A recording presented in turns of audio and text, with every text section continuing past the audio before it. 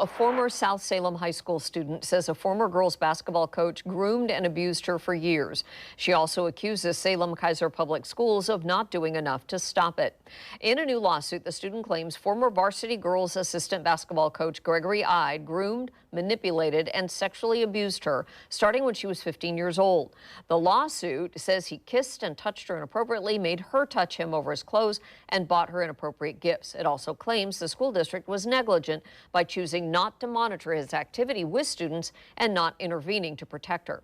In a statement to Fox 12, the Salem-Keizer School District says, quote, "Our district did not become aware of the allegations related to Mr. Ide's actions during the 2007 to 2010 time period until early 2026.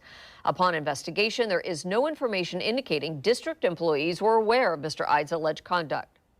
And the lawsuit is asking for more than $3 million in damages. We'll keep you updated as it moves through the court system.